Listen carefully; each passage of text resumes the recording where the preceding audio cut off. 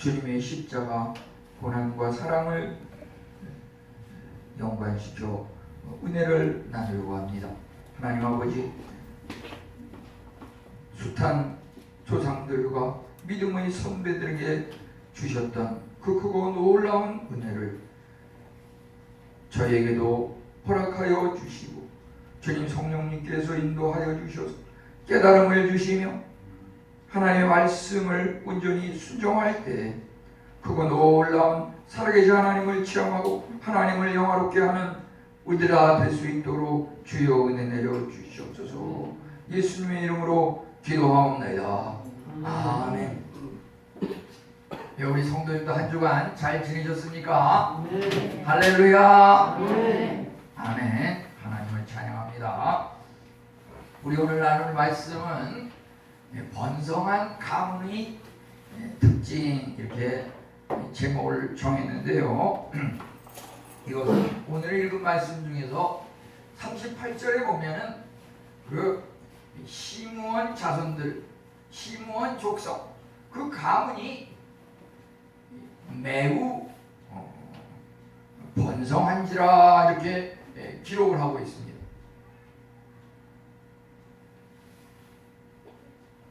솔직히 말씀드려서 저도 삶을 살면서 번성하고 싶은 것이 저의 욕망이고, 그냥 번성이 아니라 여기 앞에 보면은 매우 번성한지라 또 이렇게 되어 있습니다. 여기에 제 그 눈과 마음이 탁 꽂히는데, 야, 이거 나도 매우 번성해야겠구나. 어떻게 그 비결이 뭔가, 그걸 알아보고 싶은 그런 깊은 욕망이 생겼던 것입니다. 우리 오늘 종려주일 이렇게 지키는 주일인데요. 이 종려주일이라고 하는 것은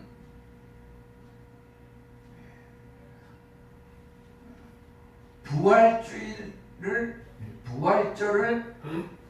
일주일 앞두고 예수님께서 십자가를 짊어지시기 위해서 예루살렘으로 향하던 그 일을 기념하는 절기입니다. 그 종려라고 하는 것이 보면은 종려나무 그러면은 그것은 영어로는 그 팜트리 그러는데, 그것이 상징하는 것은 십자가 고난 후의 승리, 이런 의미가 있습니다. 그래서 젊은이들이 결혼식을 한다든지 그럴 때 그 기념품, 무슨 접시 같은 것을 이렇게 선물로 답례품으로 할 때 거기에 많은 그 나라에서는 팜트리, 야자수 열매, 그것을 갖다가 그림으로 해서 이렇게 하는 것은 결혼의 출발은 힘들고 어렵고 아무것도 가진 것 없지만 십자가 고난 후에 부활 승리하신 그 주님의 그 삶의 길을 따라서 번창하고 잘 살기를 바라는 마음에서 그런 그림이 그려져 있는 접시라든지 이런 족자, 액자 이런 것들을 답례품 선물로 이렇게 했던 것을 볼 수가 있습니다. 이 말씀이 무슨 종려주일, 고난, 십자가와 무슨 관계가 있는가? 라고 하는 면에서 사실 창세기부터 계시록까지 어느 구절, 어느 말씀을 대도 거기에 십자가 고난의 사상이 들어가 있는 겁니다.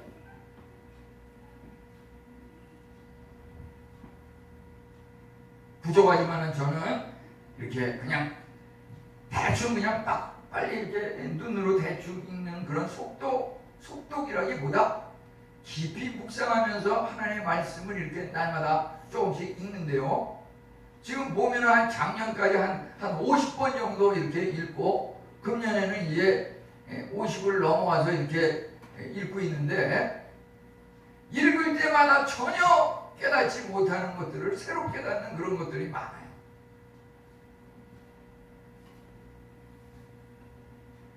디모데후서 3장 16절은 모든 성경은 하나님의 감동으로 된 것으로 교훈과 책망과 바르게 함과 의로 교육하기에 유익하니.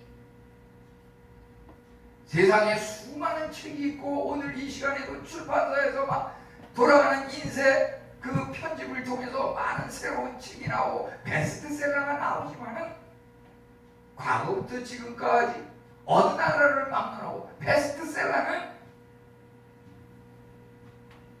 오직 성경 한 권밖에 없는 것입니다. 우리가 누군가의 성공담을 기록한 자서전이라든지 자기 삶에서 깨달은 것을 지어서 베스트셀러로 수백만 권이 팔리고 다 좋아요. 그렇지만 그것은 인간의 그 생각과 사람의 어떤 치라움이 담겨진 것이고, 성경이라고 하는 것은 인간의 생각이 아니에요. 하나님의 감동. 하나님께서 성령님을 감동시켜서 하나님의 그 생각, 하나님의 성품을 이 안에 담은 것입니다. 그래서 세상의 그 어떠한 성공담도 성경을 벗어날 수는 없어요. 왜냐하면 그것조차 하나님께서 만든 것이고 하나님께서 이루어 나가시는 그 작품이기 때문에 하나님의 그 선하기를 벗어날 수 있는 세상의 어떤 인간만이 하는 그러한 것은 있을 수 없는 것입니다. 예를 들어서 창세기 1장 1절에 하나님이 천지를 창조하시니라. 그 창조라고 하는 것은 사람이 하는 행위가 아닙니다. 하나님이 하는 행위입니다. 히브리어의 바라공사라고 하는 것은 무에서 유를 창조하는 것인데, 세상 그 어느 지역 역사 시간에도 죽었던 사람이 살아나는 무슨 착각 현상은 있었어요. 이제 죽었는지 알고 무덤에다 관에다 넣어서 무덤에 했는데 3일 만에 살아났다더라. 근데 잠깐은 있었는데 그게 길지는 못했어요. 예수님의 그 십자가 죽음만이 성경대로 삶 안에 다시 부활하신 것입니다. 그래서 우리가 예수님을 믿으면 우리의 삶에 이런 현상이 일어나는 것입니다. 오늘 특별히 그 야곱, 나중에 이스라엘로 이름을 바꿨지요. 그 이스라엘 야곱의 12 아들 중에서 저마다 특색이 있고 그 자손들이 1대, 2대, 3대 무수한 자손들이 이러저러한 일들을 행한 것이 이 역대기서에 기록이 되어 있는데, 특별히 역대상 오늘 읽은 이 4장 말씀에 기록이 되어 있는데, 그 12지파 족속 가문 중에서 이 시므온 가문은 아주 보잘것없고 아주 나약하고 따돌림 당한 그런 가족이었다고 하는 것입니다. 그 시므온 가족을 하나의 그 본보기 모델로서 여기서 교훈을 얻으려고 하는 이유는 뭐냐 하면은, 그들이 참으로 우리에게 십자가 고난 후에 부활 승리를 보여주는 그 파추리, 종려나무. 제가 그 선교지에 가서 이렇게 보면은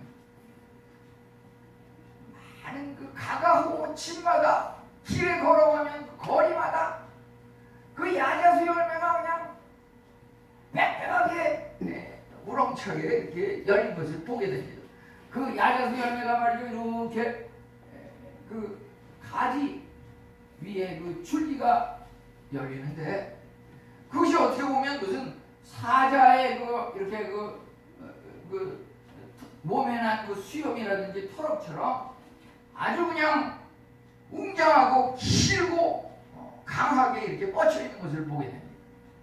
그것이 그래서 2004년 말에 쓰나미 해일이 있어가지고 남아시아라든지 많은 나라에서 수십만 명이 다 죽었고 건물이 다 무너지고 성전까지 다 쓰러지고 했지만은 그것에 제가 쓰나미 사건이 일어나고서 이틀 있다가 그곳에 도착해서 보니까 그 해변 바닷가에 그 레일이 지나간 그곳에 오직 종려나무 야자수 열매만이 꿋꿋이 흔들림 없이 서 있는 것을 봤습니다.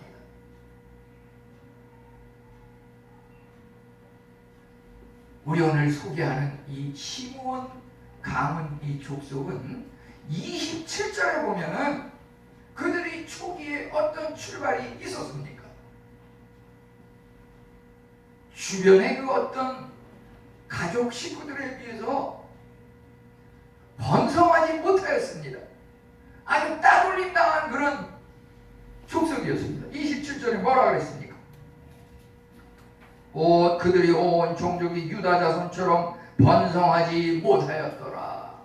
그들의 그 출발은 아주 보잘것없고 번성하지 못하였어요. 그렇지만 그 시므온 자손들이 38절 오늘 읽은 그 첫머리에 보면은 그들이 매우 번성한지라. 그 이유는 중간에 여러 가지가 있겠지만은 특별히 그들이 이제 그 자손들이 이렇게 대대손손이 내려오면서 히스기야 왕 때에 이르면서 종교개혁을 하고 그들이 신앙을 올바로 자리매김하면서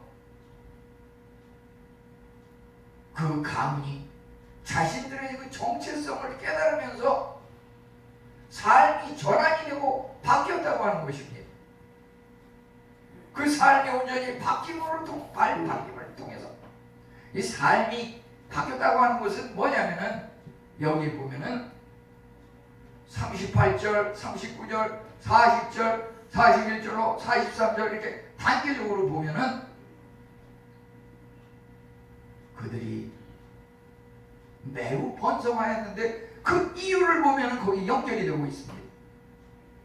그것은 뭐냐면은 땅을 옮겼어요.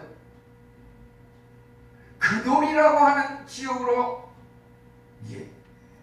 도저히 이 유대 자손 같은 식구들 간에도 같은 친족 간에도 따돌림을 당하고 사실 그들은 과거에 연약하고 무기력하고 아주 비겁한 그런 성격의 사람이었고 그 시므온 자손들은 그 성격이 굉장히 난폭하고 폭력적이고 호전적인 그런 자손들이었어요.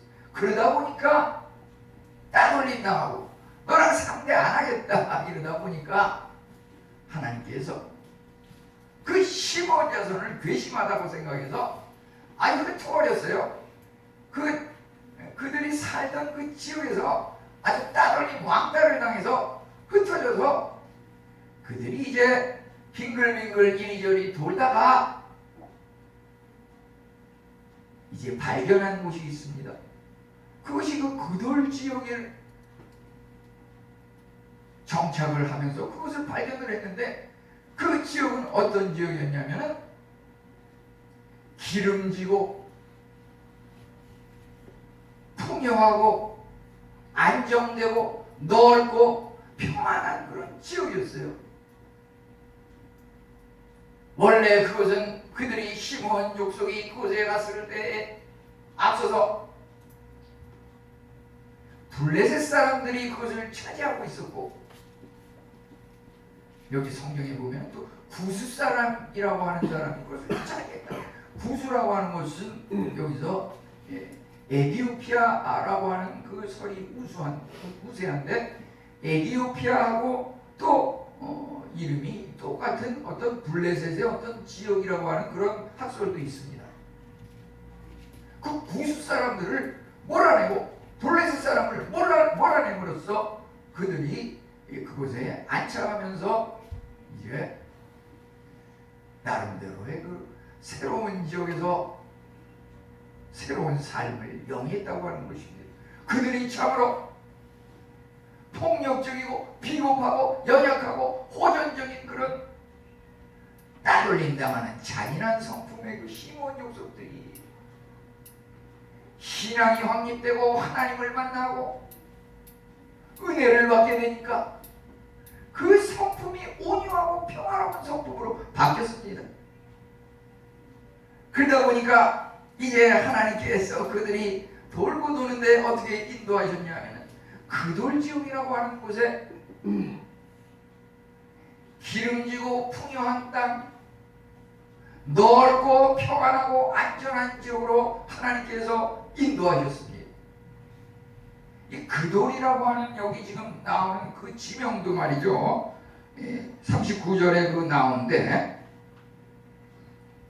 이 그돌이라고 하는 그 지역의 현재 위치가 어디냐 하는 것도 사실 100% 확실하지는 않아요. 성경에서 이제 여기저기 이렇게 종합적으로 보건데 이것이 이 성경을 특히 이렇게 히브리어, 헬라어 이렇게 하고 아람어 이런 여러 가지 언어로 이것이 번역이 돼서 내려오는데 70인역이라고 하는 것이 있습니다. 성경 귀중한 그 원문에 근접한 그 자료 중에서 70인역에 보게 되면 그것을 여기서 그 39절에 나오는 그돌이라고 하는 그것을 갖다가 뭐라고 했냐면 그것을 그랄 이렇게 했습니다. 그랄. 그것이 그 히브리어로 드라고 하는 거하고 르라고 하는 게 비슷한 모양이기 때문에 그돌 지역이 그랄 지역으로 이렇게 70인역에 이렇게 번역이 되어 있는 것을 보게 되는데, 그러면 그랄 지역에 대해서 성경에서 뭐라 그랬냐면은 창세기에서 그 이삭이, 아브라함의 아들 이삭이 그랄이라고 하는 그 땅에 가서 농사를 지음에 100배의 소득을 올리고 거부가 되었더라. 창세기에 이렇게 기록을 하고 있습니다. 또 하나님께서 그 후손들이 그 그랄 지역에 가서 생활할 때 그 땅에서 적을 몰아내고 번성하였더라. 이런 기록들이 많이 나오고 있습니다.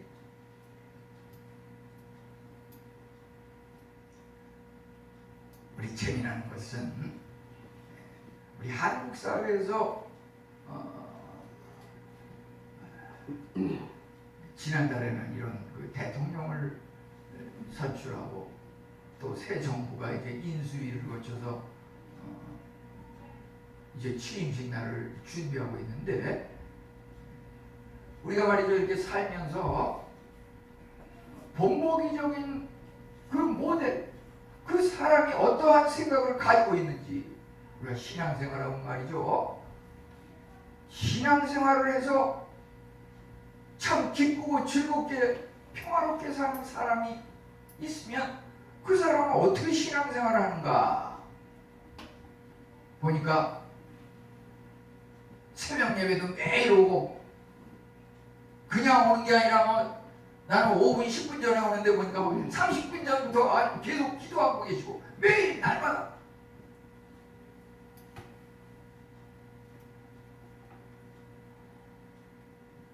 어떤 그 중간에 드리는 그 예배 시간도 말이죠. 그건 당연히 참석하는 거 아닙니까? 그걸 뭐 세상스럽게 물어보세요. 우리 어떻게 하면 번성하고 어떻게 하면 이것은 세상의 어떤 물질적인 단순한 부자가 되는 그런 비결을 가르치려고 하는 것이 아닙니다. 하나님께서 주시는 은혜. 그 심오한 족속들은 과거의 그 초창기에 따돌림당하고 왕따당할 때 그들의 그 생활 그 흐름을 보게 되면 그저 싸우고 폭력으로 칼부림하고 많은 사람을 죽이고 이랬던 사람입니다. 그런데 그 폭력도 싸우기를 좋아하는 그것도 말이죠, 그게 나쁜 게 아니에요. 좋은 방향으로 써먹을 수가 있는 거예요. 그들이 하나님을 만나고 신앙적으로 올바른 믿음이 생기니까 이제 육체적인 세상을 향한 이기적인 그 싸움에서 영적인 전쟁을 하는 이런 하나님의 군사로서 살기 시작한 거예요. 우리는 말이죠, 눈에 볼 때는 그것을 구별할 수 없습니다. 하나님만이 아십니다. 그렇지만 우리 성도님들이 영적인 그런 전쟁을 하는 자세로 하나님께서 나에게 준 기업, 나에게 준 여러 가지 일, 그런 것들을 하나님의 영광을 위해서, 하나님을 기쁘게 해드리기 위해서 영적인 전쟁을 하는 마음으로 이렇게 할 때에 하나님께서 역사하시고 하나님께서 앞서가시고 하나님이 주장하심으로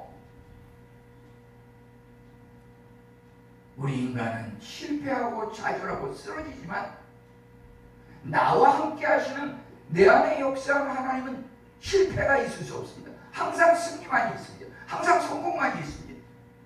요한복음 10장 10절 인자가 한 것은 우리로 풍성하게 하고 많은 열매를 맺고 더 풍부하게 하기 위함이라고 하였습니다. 도둑이 온 것은 멸망시키고 빼앗고 탈취하기 위한 것이다.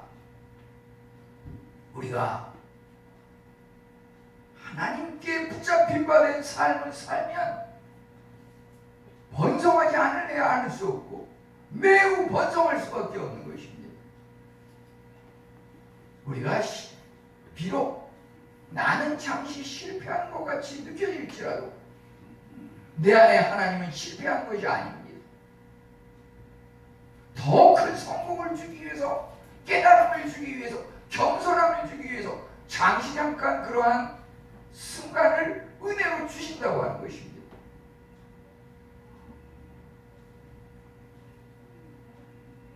예를 들어서 제가 고등학교 3학년 때 이 여름방학을 지내면서 그 굉장히 중요한 시기입니다. 여름방학을 지내면서 이제 개학을 하면은 이제 대입시가 얼마 남지 않고 굉장히 중요한 시기입니다.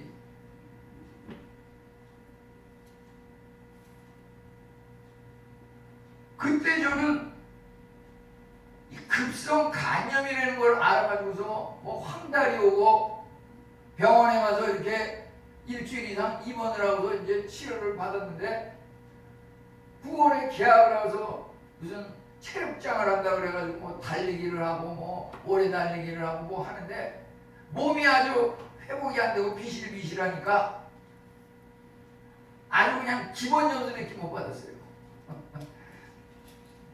근데 이제 그런 것이 하나의 계기가 돼서 말이죠. 지금까지 살아오면서 나는 그 과거에 간이 한번 나빴던 적이 있다. 어떻게 하면 간이 더 이상 나빠지지 않을 것인가? 예를 들어서 지방간이 간염이 되고 간염이 간병화가 되고 간병화가 간암이 되고 이렇게 단계적으로 발전이 되는데 내가 간염을 알았는데 더 악화가 되면 간경화 간암이 돼서 죽겠구나. 그것을 막아야겠구나. 그러다 보니까 말이죠. 식생활을 규칙적으로 하고 더 악화되지 않기 위해서 살기 위해서 운동도 하게 되고 더 이상 악화되고 죽지 않기 위해서 규칙적인 생활을 하게 되고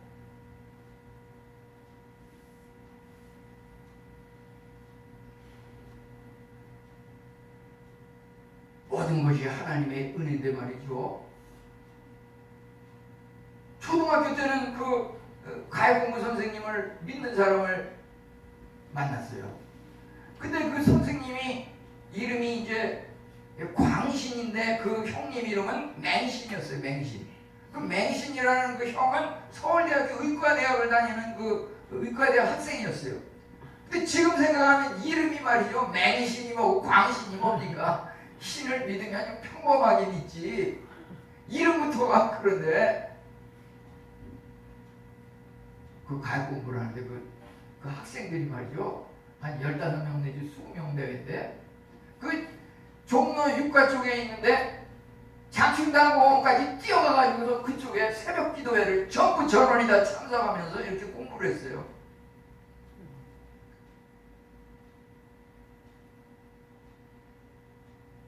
지금도 물론 그것이 피곤하고 힘들고 그러지만 어린 시절에 그런 걸 경험했기 때문에 평생 그런 것을 통해서 하나님께서 은혜를 주신다는 그게 있어요.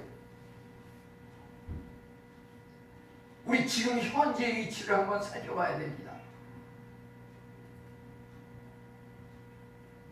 여기 이 말씀을 갖다가 말이죠. 예를 들어서 매우 번성하였는데 그들이 보니까 땅이 넓고 안정되고 평안한 그 40절에 그렇게 했습니다. 이 나라의 그 대통령도 보면은 나는 뭔가 새로워져야겠다 하는 그런 생각을 가지고 뭔가 대통령 집무실 그 땅을 옮겨보려고 그러고 말이죠. 거기에는 어떤 무슨 시민의 그 편의를 위한다고 하는 그것이 있습니다. 시민의 편의를 위한다고 하는 것은 지금까지 그 청와대 지역이 어떠합니까? 저 정릉이라고 하는 곳에서 경복궁까지 굉장히 긴 그 거리를 말이죠. 청와대와 관련된 어떤 군사 비밀 어떤 그런 안보 지역이다 그래서 일체 사람이 그것을 접근하지 못하게 한 그런 것들이 있습니다. 또 그곳에는 예를 들어서 이 전파, 통신 이런 것이 이렇게 오고 가기 때문에 그곳에 가까이 가면 전파 방해와 잡음이 들리는 그런 경우도 있습니다. 또 그곳이 사람이 다니질 않으니까 그 광활한 지역에 얼마나 많은 과실과 나무가 우거지는지 알 수 없습니다. 그래서 이 인수위에서 나온 얘기가 왜 그것을 옮기려고 그러냐? 50% 이상이 반대하고 찬성하는 사람은 40%밖에 안 되는데 왜 그걸 옮기려고 그러냐?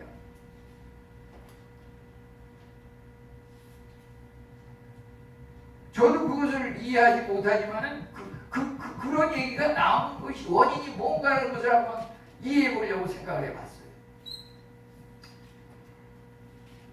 40절에 보면은 목장을 발견하였는데 넓고 안정되고 평안하였다. 39절에서는 양떼를 위하여 목장을 구하고자 해서 길을 이전하다가 그돈이라고 하는 땅을 발견했다. 양떼를 위해서 목장을 발견하려고 그것을 이동했다. 양떼라고 하는 것은 뭐 여기서 말하는 양떼는 물론 양과 가축 이런 것이지만은 하나님께서 생각할 때 양떼는 하나님의 백성 시민입니다. 어떤 시민의 편의를 위해서 그 아름답고 우거진 그런 장소를 시민에게 제공을 하고 그것으로 인해서 또 그 지역은 침범도 못하고 만질 수 없었던 그러한 곳이 강북 지역의 어떤 개발을 위해서 지역 개발을 위해서 앞으로 활성화시키기 위해서 시민 편의, 시민에게 뭔가 안정과 그런 것을 제공하기 위해서 이제 땅을 한번 옮겨보겠다 하는 그런 계획이 5가지 무슨 그 이유에 대해서 기록을 했는데 그 5가지 이유를 하나하나 이렇게 봤는데 나름대로 그 이유가 있더라고요. 근데 그것을 오늘 말씀 어느 성경 구절을 봐도 그게 다 연관이 되는데 특별히 오늘 말씀과 연관을 시켜보면 말이죠. 그렇게 그들이 비록 시므온 자손이 자손들 중에서 따돌림을 당해서 그 유대에 빌붙어 가지고서 조그만 그 지역만 제한적으로 이렇게 배당을 받았는데 도저히 그 자손들이 불어나니까 거기서는 살 수가 없으니까 이제 독립을 해서 어딘가 좋은 살만한 지역을 찾아야겠는데 이리저리 다니다가 그돌 지역이라고 하는 곳에 기름지고 풍요로운 땅, 그곳에 이제 여기구나, 그곳에 정착을 하면서 이제 그 땅을 잡으려니까 그것이 아무도 살지 않는 그런 곳이면은 그냥 가만히 차지할 수 있겠지만 그게 아니죠. 그 지역은 그만큼 좋은 지역이기 때문에 블레셋 사람들이 이미 자리 잡고 점령하고 있는 곳이고 구스 사람들이 점령하고 있는 곳이기 때문에 그들은 영적 전쟁을 통해서 그 사람들을 몰아내고 그 지역을 차지했다고 그랬습니다. 오늘 그 43절 끝부분에 보면 아말렉 족속을 물리치고 그들을 다 내쫓아내고 그곳에 안전하게 거주하였더라 지금까지, 이렇게 기록하고 있습니다.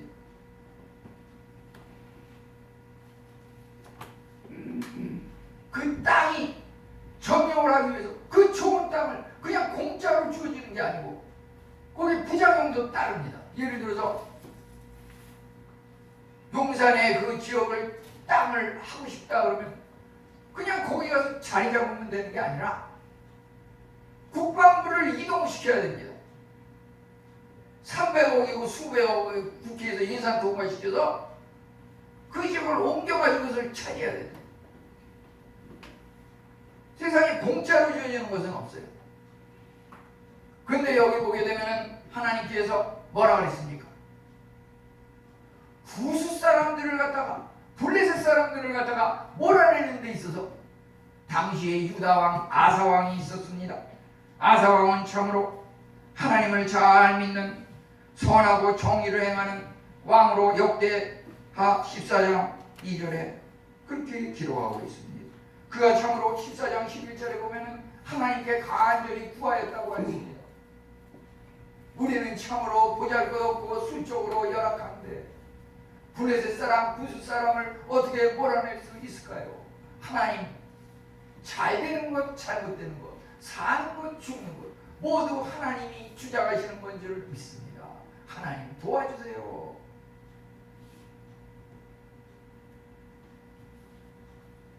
그들이 그곳에 접근했을 때 성경에 보면은 구스 사람이 100만 명의 군대를 가지고 전쟁 세력을 맞대항했다고 이렇게 기록하고 있습니다. 100만 명의 군대, 구스 사람의 그 군대, 그들을 어떻게 대항할 수 있습니까? 그런데 그 역대하 14장 12절로 15절에 보면 유대왕 아사가 하나님 앞에 간구할 때 여호와께서 나가서 싸우시는데 그들에게 두려워하는 마음을 심어주시고 그들의 마음을 변화시켜가지고 그들이 모두 몰살하고 도망가게 만들었다 그랬어요. 도대체 이 시몬 여성들, 이스라엘 백성은 그냥 기도만 했는데, 나서 싸우지도 않았는데 100만 군사를 물리쳤어요. 아멘. 전혀 실감이 안 가는 것 같습니다, 우리 상도님들. 예, 그래요. 그러면은 전체적으로 다시 한번 체계적으로 한번 정리하면서 얘기를 하면요, 이 시므온 자손은 참으로 고난을 극복하고 일어섰다. 그들은 참으로 초반기에 게으르고 비겁하고 난폭해서 이스라엘 중에서도 따돌림을 당하는 그러한 연약한 민족이었지만 이제 그 돌 지역을 발견하고서 목장을 발견하고서 새로운 터를 이루게 됐습니다. 우리 지금 그 청주시 상당구라고 하는 곳에 가면은 그돌교회라고 하는 건 그돌교회. 그 교회 이름이 그돌 그러면 이상하다고 생각이 되는데 여기 본문 말씀 우리가 읽은 그돌입니다. 그돌. 그들은 참으로 시몬 족속은 죄를 대물림하고 폭력적이고 호전적이었지만은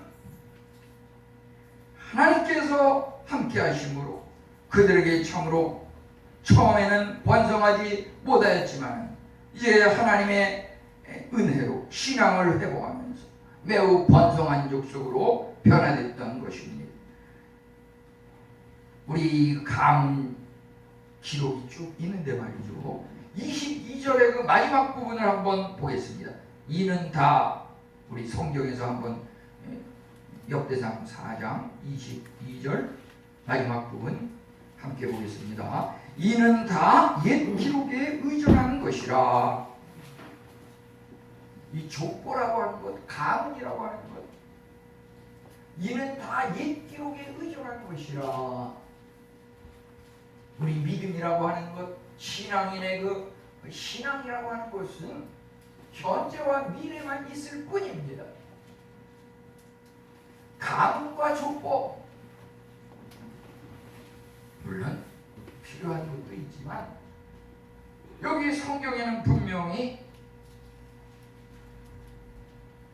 22절에서 옛 기록에 의존한 것이라. 많은 사람들이 살면서 흙수저니 금수저니 부모님을 잘못 만나서 목사님을 잘못 만나서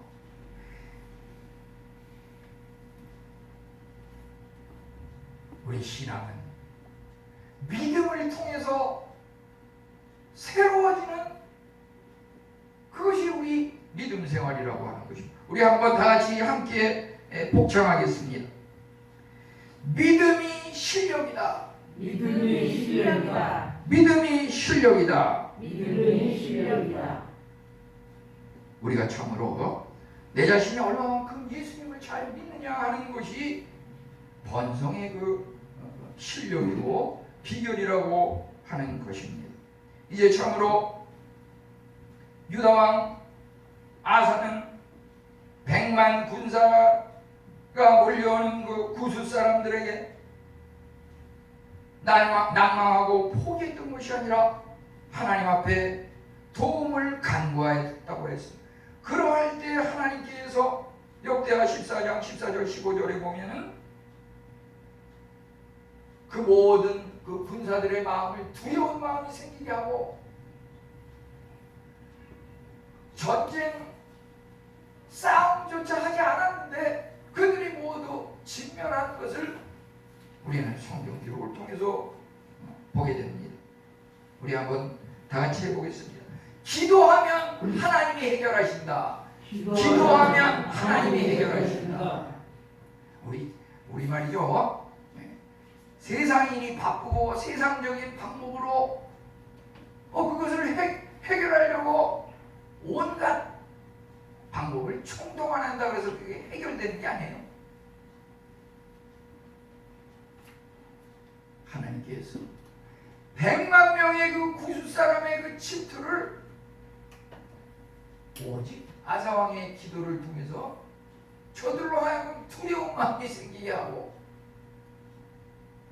저들로 하여금 다 쫓겨나가게 승리를 주셨던 것입니다. 우리는 참으로 그들이 일찍이 가지고 있었던 그런 비겁함, 열등감, 폭력적인 그런 나쁜 성품, 그것은 모두 자유입니다. 우리가 하나님을 믿느냐 믿지 않느냐 다 자유입니다. 하나님께서 자유를 주셨습니다. 그런데 문제는 그것이 통제력을 가진 자유라고 하는 것입니다. 통제력을 가진 자유라고 하는 것은 우리에게 주신 그 자유를 나의 이기적인 욕망과 나의 안위를 위해서 사용하면 그것이 해악스러운 것이고 나쁜 것이지만은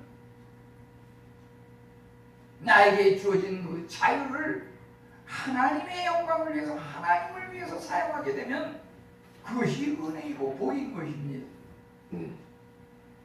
우리 그 스코틀랜드의 그 엔지니어 발명가 중에서 나스미스라고 하는 그 사람이 증기망치라고 하는 것을 갖다가 발명을 해서 그것이 증기기관차라든지 세계의 그 엔지니어 산업에 크게 기여를 하는 그런 전환점이 됐는데, 이 나스미스가 발명한 그 증기망치라고 하는 것은 뭐냐면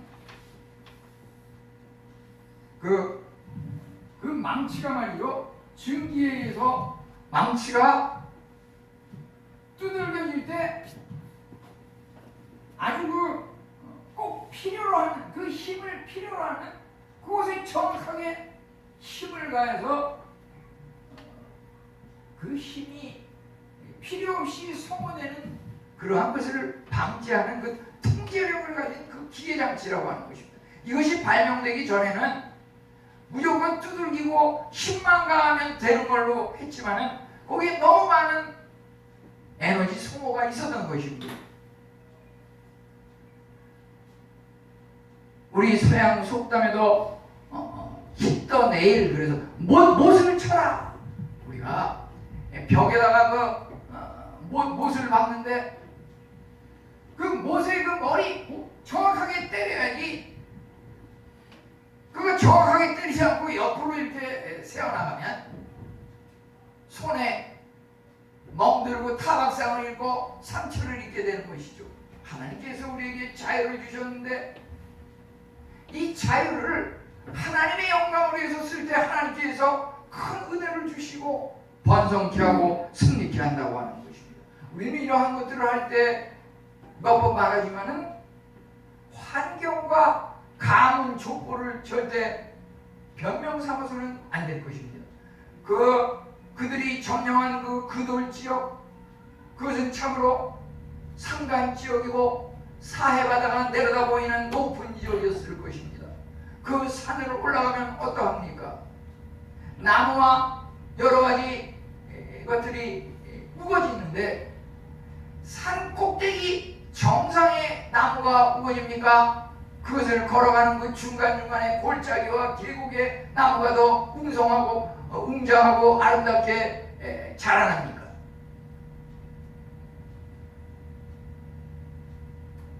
산 꼭대기에 그 나무가 잘 자라는 것이 아니죠. 역사를 움직이는 것은 골짜기와 계곡 조용한 가운데 눈에 띄지 않게 날마다 조금씩 기도하고 하나님의 말씀을 묵상하고 자기에게 맡겨진 일을 충성되게 감당하는 그런 사람들을 통해서 하나님께서 매우 번성하고 크게 역사하시고 그들을 통해서 세계를 움직이시고 하나님의 계획과 섭리를 이루어 나가신다고 하는 것입니다. 우리 결코 신앙이 말이죠, 그저 1년, 2년, 10년, 20년 내가 믿을 만큼 기도한다고 하는데 왜 이렇게 일이 풀리지 않냐? 하나님의 응답이라고 하는 것은 10년, 20년 너무 짧습니다. 정말 아랍 지역의 선교사로 20년, 30년 헌신한 그분들이 결과물을 얘기할 때 보면은 30년 동안 선교해서 한 명을 제대로 구원시키지 못했다고 이렇게 고백하는 경우가 많습니다.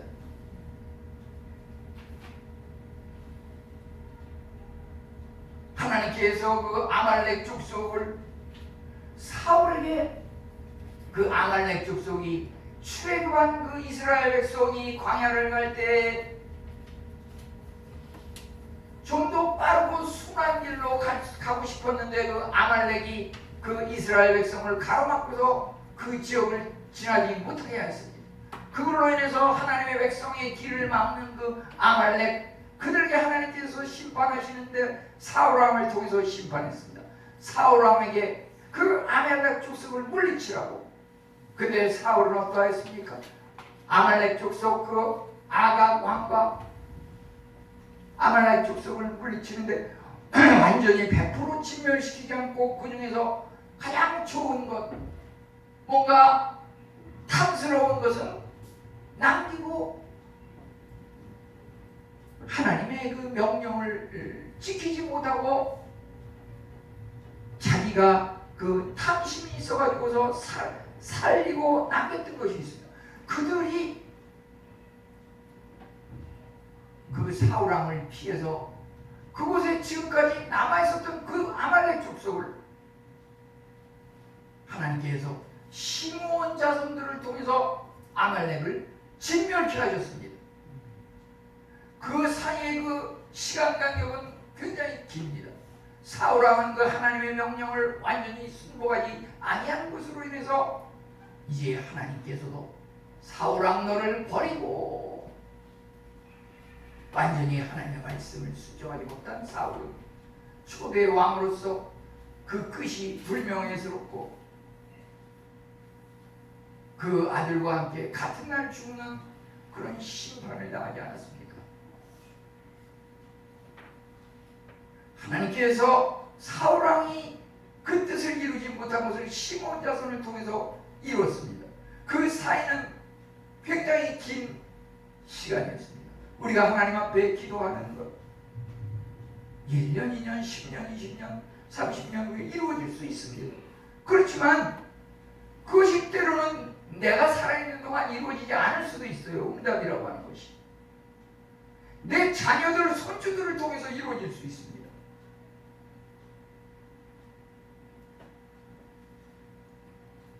그렇기 때문에 우리는 늘 소망 가운데 하나님 앞에 기도하면서 인내심을 가지고 신앙생활을 하는 것입니다.